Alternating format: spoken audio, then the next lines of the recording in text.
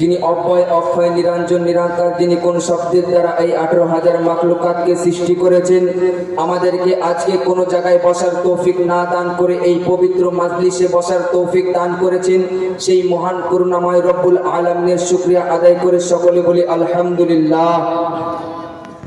তারপরে পরে আকায়ে নামদার মাদানী কি তাজদার মুহাম্মদে মুস্তাফা নবী মুহাম্মদুর রাসূলুল্লাহ সাল্লাল্লাহু তাআলা আলাইহি ওয়াসাল্লাম, যেই নবীকে সৃষ্টি না করলে আসমান জমিন পাহাড় পর্বত নদী নালা কিছু সৃষ্টি হতো না। আমার আল্লাহ পাক রব্বুল আলামিন হাদিসে কুদসির মধ্যে বলে, ওগো হাবিব শোনো, আমি যদি তোমাকে সৃষ্টি না করতাম তাহলে আমি যে রব, আমি যে খোদা, আমার এই রববিয়তকে প্রকাশ করতাম না। জোরে বলুন সুবহানাল্লাহ। সেই নবীর প্রতি অগণিত দরুদ সালাম, শান্তির ধারাও পারা বর্ষিত হোক, সকলে বলি আল্লাহুম্মা আমিন। ব্রাদার মুআদ্দাস সামাইনে হযরত, আমি আপনাদের সামনে কোরআন মাজিদ হইতে একটি আয়াত পেশ করেছি। আল্লাহ পাক রব্বুল আলামিন ইয়াকরুকুমুল্লাহ ওয়া ইয়াগফির লাকুম যুনুবাকুম আল্লাহু গফুরুর রহিম। আল্লাহ পাক রব্বুল আলামিন বলছে, জগৎবাসী শোনো, তোমরা যদি আমি আল্লাহকে পেতে চাও, আমি আল্লাহর ইত্তেবা করতে চাও, তাহলে তোমরা সর্বপ্রথমে আমার হাবিব রাসূলুল্লাহকে ভালোবাসো। বলুন সুবহানাল্লাহ। ব্রাদার মুআদ্দাস সামাইনে হযরত, আমার আল্লাহ বলছে আমার হাবিবকে আগে ভালোবাসো, তবে তোমরা আমি আল্লাহকে পাবে। কিন্তু ব্রাদার, আজকে আমরা নবীকে ভালোবাসতে পারি না। আমরা সকলে বলি নবীকে ভালোবাসি, কিন্তু আমরা নবীকে ভালোবাসার মতো কাজ করি না। আজকে ব্রাদার মুআদ্দাস সামাইনে হযরত, আমরা বলি, সবাই মুখে বলি আমরা নবীর দিওয়ানা, কিন্তু ব্রাদার আমরা কেউ 5 ওয়াক্ত নামাজ পড়তে যায় না। ও ব্রাদার, এই রকম ভালোবাসলে হবে না, আমার নবীকে ভালোবাসতে হবে। হযরতে আবু বকর সিদ্দিকের মতো, যে আবু বকর সিদ্দিক রাদিয়াল্লাহু তাআলা আনহু তিনার সন্তানের সঙ্গে গল্প করছে, কথাবার্তা বলছে, এমন অবস্থায় হযরতে আবু বকর সিদ্দিকের সন্তান তিনাকে বলতে আছে, পিতা, একটি যুদ্ধ হয়েছিল, সেই যুদ্ধে আমি কাফিরদের দিক থেকে যুদ্ধ করছিলাম, আর আপনি কিনা আপনার মুসলমান, আপনার হুজুর মুহাম্মদ সাল্লাল্লাহু তাআলা আলাইহি ওয়াসাল্লামের দল থেকে যুদ্ধ করছিলেন। ওগো পিতা, ওই যুদ্ধের ময়দানে এমন এক সময় চলে এসেছিল, ওই সময়ে আপনার গলাটা আমার তলোয়ারের নিচে চলে এসেছিল। ওগো পিতা, সেই দিন আমি আপনাকে আমার নিজের পিতা বলে আমি আপনার গলায় ছুরিটা চালাতে পারি নাই, আমি আপনাকে ছেড়ে দিয়েছি। এই কথার উত্তরে হযরতে আবু বকর সিদ্দিক রাদিয়াল্লাহু তাআলা আনহু তিনি বলতে আছেন, ওগো আমার সন্তান, তুমি শোনো, ওই দিন যদি তোমার গলাটা আমার তলোয়ারের নিচে চলে আসতো, আমি তোমাকে নিজের সন্তান বলে নয়, আমি তোমাকে নিজের পুত্র বলে নয়, আমি তোমাকে নবীর দুশমন বলে কতল করে দিতাম। বলুন সুবহানাল্লাহ। ব্রাদার মুআজ্জাজ, আমরা আজকে জানতে পারছি যে আবু বকর আমার নবীকে কত ভালোবাসতো। ব্রাদার, আমার নবীর মোহাব্বতে করে নিজের সন্তানকে কতল করে দিবে, কিন্তু দুইবার ভাববে না। এরকম আপনার তেনার সন্তানকে বলতে আছে। ও বিরাদার, আমরা সকলে নবীর আশিক, আমরা নবীর সকলে প্রেমিক।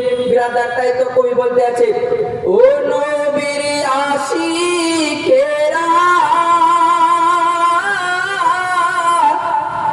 আজ দিশাহারা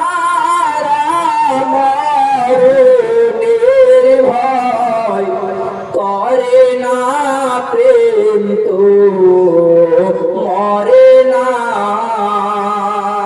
ব্রাদার, আমরা যদি নবীকে মহব্বত করতে পারি, এই দুনিয়া আমাদের কোনো ভয় থাকবে না। ব্রাদার, তাই কবি বলে, ও নবীর প্রেমিকেরা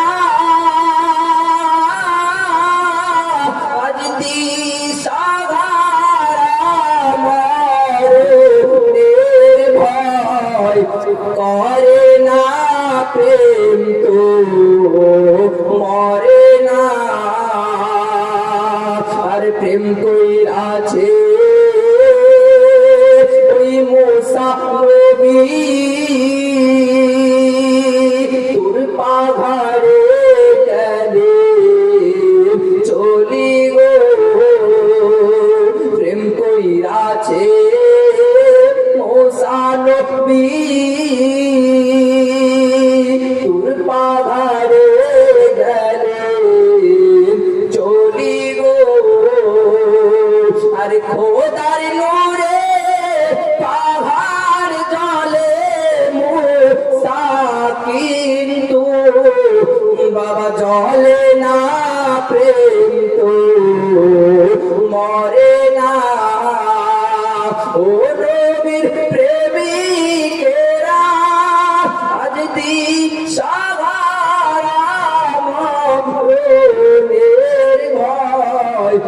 করে না প্রেম তো মরে না।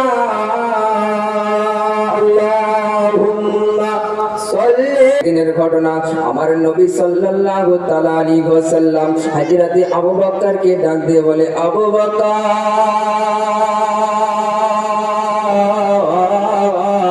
শোনো গো, এমন একটা দিন আসবে তোমাকে আমার সঙ্গে মক্কা থেকে হিজরত করে মদিনায় যেতে হবে। বিরাদার মুআজ্জাজ সামাইনে হযরত আবু বকর বলে, ইয়া রাসূলুল্লাহ, ইয়া হাবিবাল্লাহ, নবী গো, ঠিক আছে আমি আপনার সঙ্গে মক্কা থেকে মদিনায় চলে যাব। এমত অবস্থায় আপনার সেই দিন চলে আসলো। আসার পরে আমার নবী হযরতে আবু বকরের দরওয়াজার সামনে হাজির হয়ে গিয়ে দরজায় টোকা দিয়ে আবু বকরকে সালাম দিয়ে ডাকতে আছে, আসসালামু আলাইকুম ইয়া আবু বকর। আমার হাদিসের মধ্যে আপনার বর্ণনা আসতেছে, আমার নবীর সালাম দিতে দেরি হয়েছে, আবু বকরের সালাম উত্তর দিতে দেরি হয়নি। ও বিরাদার, আমার আবু বকর নবীকে কত ভালোবাসতো, নবীর সালাম দিতে দেরি হয়েছে, আবু বকরের সালামের উত্তর দিতে বাবা দেরি হয়নি। এমত অবস্থায় আমার নবী জিজ্ঞাসা করে, আবু বকর,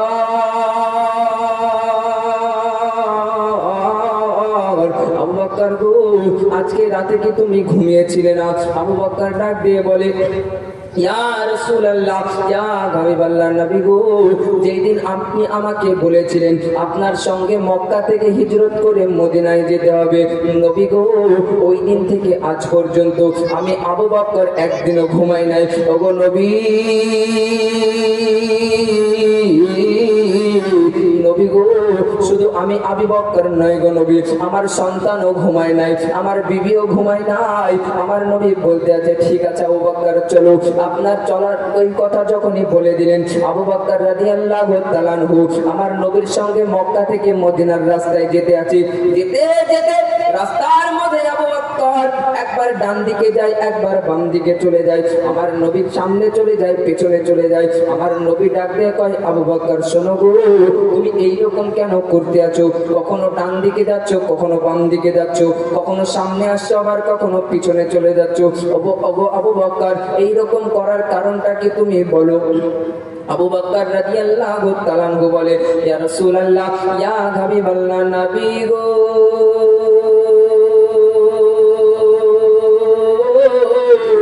ওগো নবী, আমাদের পিছনে তো কাফেররা আমাদেরকে তাড়া করছে, আমাদেরকে তো কাফেররা কখনো তীর ছুটতে পারে।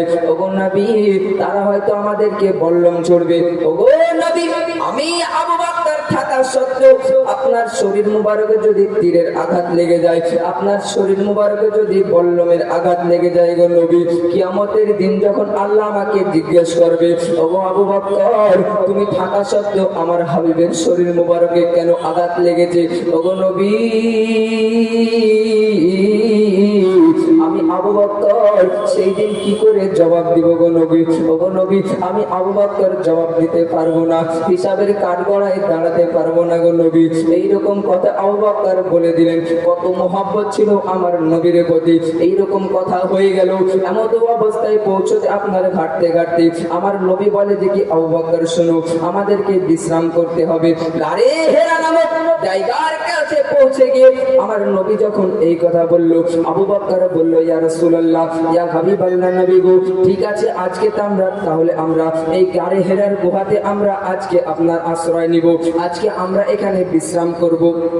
এইরকম কথাবার্তা বলার পরে আমার নবীকে ডাক দেয়া কয়, ইয়া রাসূলুল্লাহ, ইয়া হাবিবাল্লাহ, নবী গো, ওগো দয়ার নবী, মায়ার নবী, আপনি বাইরে একটু দাঁড়ান, আমি ভিতরে গিয়ে দেখে আসি কতটা অপরিষ্কার হয়ে আছে। হযরতে আবু বকর আপনার কি করলেন, ভিতরে চলে গেলেন, যাওয়ার পরে সেই গুহাটাকে আপনার পরিষ্কার করলেন। পরিষ্কার করার পরে তিনি দেখতে পেলেন আপনার সেই গুহার মধ্যে অনেকগুলো ছিদ্র রয়েছে। হযরতে আবু বকর রাদিয়াল্লাহু তাআলা আনহু বাবা আপনার কি করলেন, নিজের শরীরের আপনার কাপড়গুলো ছিঁড়ে ছিঁড়ে আপনার সেই গুহার মধ্যে আপনার দিয়ে দিল। কিন্তু বিরাদার সব গুহা কমপ্লিট হয়ে গেল, সব গুহা বন্ধ হয়ে গেল, কিন্তু আপনার একটা গুহা রয়ে গেল। আবু বকর রাদিয়াল্লাহু তাআলা আনহু আপনার হুজুর পাককে ডাক দিলেন, ইয়া রাসূলুল্লাহ, ইয়া হাবিবাল্লাহ, নবী গো, ওগো নবী। মুকুল সাহেব আপনি যেখানে দিন রাতের বেলা ওগো আমার মা খেলারা শুনে নাও নবীর মহব্বতের ঘটনা।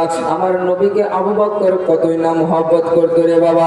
আমার নবী পাক সাল্লাল্লাহু তাআলা আলাইহি ওয়াসাল্লাম আপনার গুহার মধ্যে প্রবেশ করলেন। হযরতে আবু বকর কি করলেন? ওই ছিদ্রটাতে আপনার পা দিয়ে দিলেন, পা দিয়ে আপনার বসে পড়লেন। আমার নবী পাককে ডাক দেয়া কয়, ওগো নবী গো, ওগো দয়ার নবী, মায়ার নবী, আপনি আমার জাঙ্গে মাথা দিয়ে শুয়ে পড়ুন, বিশ্রাম করুন, আরাম করুন। আমার দয়ার নবী, মায়ার নবী আমার হযরতে আবু বকরের জাঙ্গে আপনার মাথা দিয়ে আরাম করতে লাগলেন। এমতো অবস্থায় আপনার একটি সাপ এসে হযরতে আবু বকরের পায়ে আপনার কামড় দিয়ে দিল। হযরতে আবু বকর সাপের কামড়ের যন্ত্রণা সহ্য করতে না পেরে শরীর রক আপনার কিনা বিষের কারণে নীল হয়ে গেল, শরীর আপনার যন্ত্রণা শুরু হয়ে গেল। আবু বকর আপনার যন্ত্রণা সহ্য করতে পারে না, আপনার যন্ত্রণা সহ্য করতে না পেরে আবু বকর আপনার কান্না করে দিয়েছে। আবু বকরের চোখের পানিটা আমার নবীর গাল মোবারকে পড়ে গেছে, আমার নবী চেতনা হয়ে গেছে। আমার নবী জিজ্ঞেস করে, ওগো আবু বকর তুমি কেন কান্না করতেছো বলো? আমার নবী জিজ্ঞেস করে, আবু বকর তুমি কেন কান্না করতেছো? তোমার কি বিবির কথা মনে পড়েছে? তোমার কি বাড়ির কথা মনে পড়েছে? তোমার কি সন্তানের কথা মনে পড়েছে? তোমার কি আমার সাহাবায়ে কেরামদের কথা মনে পড়েছে? হযরতে আবু বকর বলে, ইয়া রাসূলুল্লাহ, ইয়া হাবিবাল্লাহ, নবী গো, আমার বিবির কথা মনে পড়ে নাই, আমার সন্তানের কথা মনে পড়ে নাই গো নবী। ওগো নবী, আমি কান্না করতেছি তার কারণ হলো একটা, ওগো নবী গো, আমার পায়ে যেন কিসে কামড় দিয়েছে গো নবী, আমি যন্ত্রণা সহ্য করতে পারি না, আমি আবু বকর এই কারণে কান্না করি। বিরাদার, আবু বকরের পায়ে সাপে কামড় দিয়ে দিয়েছে। আবু বকর যন্ত্রণা সহ্য করতে পারে না, কান্না করতে লেগেছে। তবুও আমার নবীকে ডাকছে না, নবী গো আপনি উঠুন, আমার পায়ে কামড় দিয়েছে, আমি যন্ত্রণা সহ্য করতে পারছি না। এইরকম কথা বলে আমার নবীকে ডাকছে না কেন? কারণ আবু বকর ভাবছে আমার নবীর আরামে যদি ব্যাঘাত ঘটে যায়, কিয়ামতের দিন আমি হিসাব দিতে পারবো না। এই বিরাদার মুআজ্জাজ সামাইনি হযরত, আমার নবী ডাক দিয়ে বলে, ওগো আবু বকর শোনো, তোমার পাটা আমার দিকে দাও দেখি কিসে কামড় দিয়েছে দেখি। আপনার নবী দেখতে আছে আপনার একটি সাপে কামড় দিয়েছে। আমার নবী সাল্লাল্লাহু তাআলা আলাইহি ওয়াসাল্লাম থুতু মুবারক বের করে আপনার আবু বকরের পায়ে লাগিয়ে দিলেন। আমার নবী আপনার যখনই কিনা আবু বকরের পায়ে আমার নবীর থুতু মুবারক লাগিয়ে দিয়েছে, আপনার আবু বকরের যন্ত্রণা দূর হয়ে গিয়েছে। সাপ বাবা ভিতরে ঢুকে পড়লো।